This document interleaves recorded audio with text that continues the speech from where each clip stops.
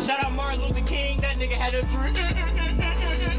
Fuck do you that nigga had a dream. Martin Luther King. Son, we keep it real. Fuck your life! Bing bong!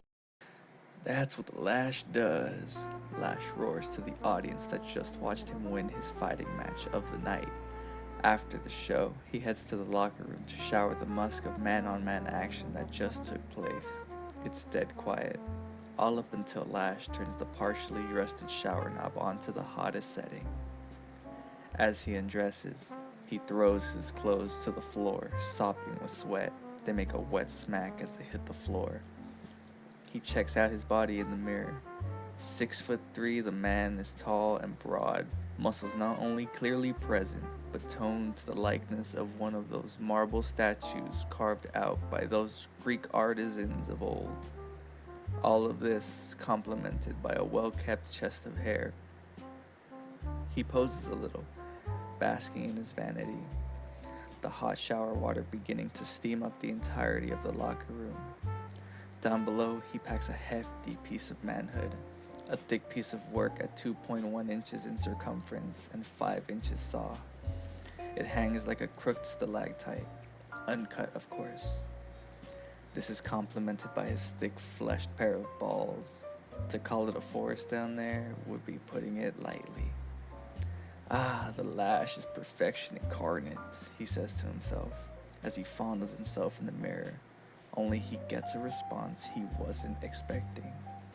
I'll say, a sultry voice laced with wickedness rings out from a dark part of the locker room that is now so filled with steam one can't see beyond a few feet of themselves. A chill runs up Lash's spine. Who's there? Lash's voice cracks just a tinge, for as proud and mighty as he knows he is, his heart can't help but jump at the unexpected visitor catching him at his most vulnerable. He quickly assumes a defensive boxer stance, but just as quick as he prepares to defend himself, he feels a small but distinct sharp pain in his side. He's been stabbed. Easy, Lash, the voice whispers in his ear. So close now, he can feel the breath. He tries to turn, but he's stuck, frozen, no, paralyzed. He's stuck in that boxer stance, unable to even turn his head and face his attacker.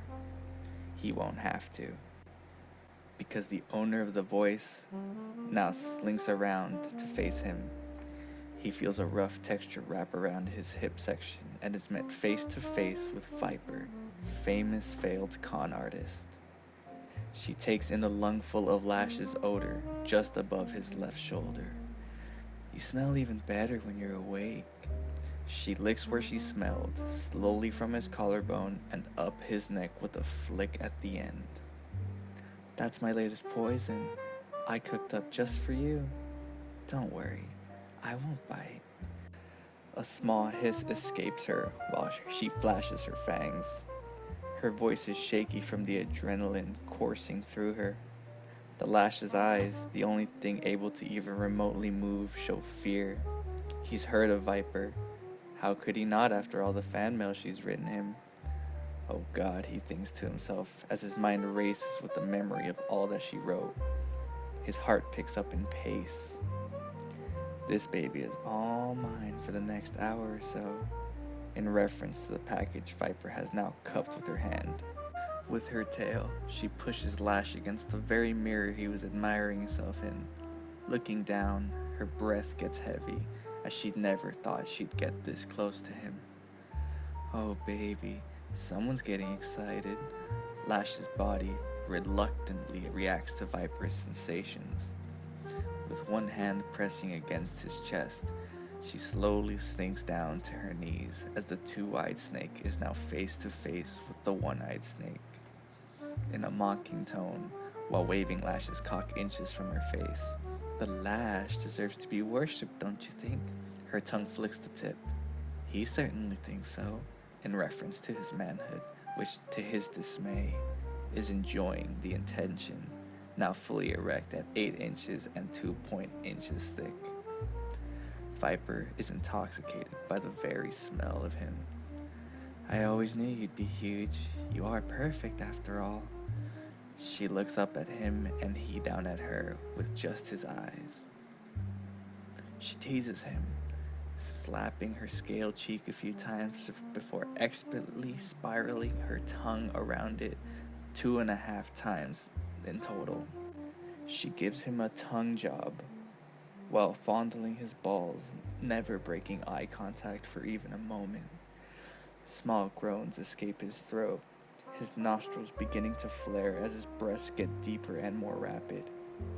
He's helpless. He shouldn't be enjoying it, but his body betrays him. Vyper stops her pleasuring and hops up to her feet quickly so she's face to face with Lash. Where are my manners? You must be tired after all that fighting. She moves his arms down and slowly lays him down on the concrete floor, grabbing a towel from a nearby bench with her tail and placing it under his head as a pillow, angling him so he may witness every evil deed that is about to take place on his body, his temple. Inches away from his face now, she caresses it like he is her prized possession. Comfy? She asks with a devious smirk on her face. She nips at his neck, beginning a love bite trail that goes down his pecs to his defined abs and ends at his hips. Lash stares up into the foggy locker room air, internally praying for this end, while trying to avoid watching this monster take advantage of him. He winces at the bites, causing him to close his eyes intermittently as a reaction to the pain. He tries to fight back with every fiber of his being, to no avail. It's like he isn't even in his own body anymore. He has no control, something he isn't used to. After admonishing his rod for a minute or two with kisses, she turns around on her knees, back towards him, and begins to remove her overall straps. She pushes them off herself using her tail. She throws the garment to the side, next to where Lash's wet clothes lie. She then looks back, making sure Lash is taking in her body. She's a slender thing, with not much chest, but what catches Lash's eye the most is the amount of scars she has. There's a beauty to them, the way they trail from her back to her side, the darker green scar tissue contrasted by her neon-esque green skin. This woman is a fighter, a different league from the confines of a boxing arena, but a fighter nonetheless. He cannot help but admire that. While he is lost in the thought of how she gained them, Vyper caresses herself, relieved that he isn't looking away. Using the tip of her tail, she gently prods the area between his balls and asshole, causing a heavy breath to escape his mouth. His chest rises and descends in the same heavy fashion as his heart begins to beat with pace. Her gently glides across his privates, tracing them. Vyper never breaks eye contact with him, taking in every bit of his reaction. She winds her tail around his rod, close to constricting it, and begins to pump. She flips herself around, baring her chest and snussy to him. She begins to play with herself with one hand on her clit, slowly massaging it, while the other on a nipple. Her tongue slinks down to her other nipple, finally revealing its true length. The girl can multitask. She feels a pressure on his rod after another minute or two and stops giving him a tail job. Easy, Tiger. You didn't think you're getting off that easy, did you? He was so close. Vyper's edging him. She wants this once-in-a-lifetime moment to last after all. She gets on all fours right in front of his crotch again and begins to use her slicked, forked tongue on his hairy ballsack, teasing him, twirling hairs, wrapping her tongue around the pair and tightening her grip around them, making sure they're plump and full, tasting and smelling him at the same time. Until finally, she takes his tip, careful her sharp fangs don't poke him. She's way too excited as she begins to gently suckle on it, hoping she's not making it too obvious that she wishes this was her last meal. Her unlatched jaw makes easy work of taking his member inside her mouth, balls and all. Being extra careful as not to hurt little Lashy, she bobs her neck up and down, putting her throat muscles to work on gently pumping Lash's cock. Lash, although stuck like a statue, is vibrating like a purring cat as the heat of pleasure shoots through his body like lightning. He can only watch those cold red eyes as she goes to work. Vyper, on the other hand, switches from looking at his toned and hairy pelvic hips to his eyes and back again. His eyes are wide with fear and maybe slight arousal. At least that's what she tells herself. She keeps at it, so much so that her spit and slobber becomes so immense it begins to trail down his balls, down his cooch, weaving through all of his pubic hair until it starts to puddle underneath his firm ass cheeks. Vyper's mouth finally comes off Lash's cock with a wet and loud pop that echoes in the locker room. She looks at him with a slobber-covered face. Using her long tongue, she wipes off the saliva from her face and swallowing all traces of it. She places her hands on Lash's hairy thighs. It's enough to send shivers down his whole body. Carefully, she crawls onto the Lash, positioning herself into the cowgirl position. She runs one of her clawed fingers across Lash's face. It gives his face a little cut. Hey, what's a little slash to the Lash, right? She chuckles to herself. I've always wanted to say that. Feeling proud of herself, she grabs his meaty hand, which up until this point has laid dormant at his side. She grabs the back of it and makes it so his palm is now fondling her chest. Fuck, Lash, this view is amazing. She moans a little while she begins bucking her hips on Lash's member, keeping him nice and hard with her snussy lips.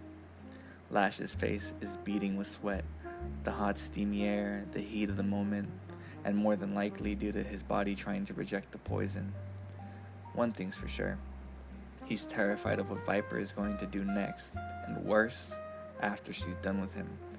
While his mind races on, Vyper's other hand, the one not occupied assisting Lash grope her, grips onto his cock. She leans forward, arching her back. She deftly slides the bulbous tip of Lash inside her wet and yearning snussy. The mix of sweat from Lash's fight and Vyper's cigarette and booze-laden saliva make a lubricant that perfectly defines the current situation. Toxic. Vyper's hands are now keeping herself up on Lash's broad chest, gently fucking herself at first, wincing from the pain of Lash's thick tool stretching her slightly. Billy made such good practice, she mutters. She speeds up, taking in Lash deeper and deeper, with every thrust engulfing more and more of Lash's cock. Vyper's claws dig into Lash's hairy chest, drawing the slightest bit of blood as she starts to pump herself faster now, stopping every few thrusts with Lash all the way inside her to gyrate her hips for a few seconds. Fuck me, Lash. Put that baby batter deep inside me. Fill me up with little used Lash. Do it, she demands. Lash is trying his hardest to not release, closing his eyes and thinking about Bebop instead. Are you thinking about Bebop? Vyper slaps Lash across the face to get his attention. It works, and for a moment Lash's eyes open up and focus on Vyper again. Seeing the opportunity, Vyper arches backwards, tits up to the ceiling, and grabs onto his ankles for support as she fucks the soul out of Lash. Come on, baby, come on, baby. Her voice getting higher in pitch towards the end when finally she lets out a loud hiss and her tail and the rest of her body tremble at the same time. Lash's breathing gets heavier and heavier, and the strain of being edged earlier sends him to his limit. He lets out a guttural noise as he climaxes deep inside Vyper. Vyper collapses forward onto Lash, and for a full minute she cozies up to Lash's neck, and the two breathe heavy in silence, minus the splashing water, until Lash passes out. When he comes to, he jolts awake and feels his body in utter disbelief of what just occurred. He feels like he had survived a nightmare until he looks at the marks she left on his torso, telling him what happened did in fact happen. He collects himself on the floor for a second and slinks over to the running water and tries to find comfort in it. And for a moment he does, until he sees a bathroom tile. Etched into it is a heart with the letters V and L.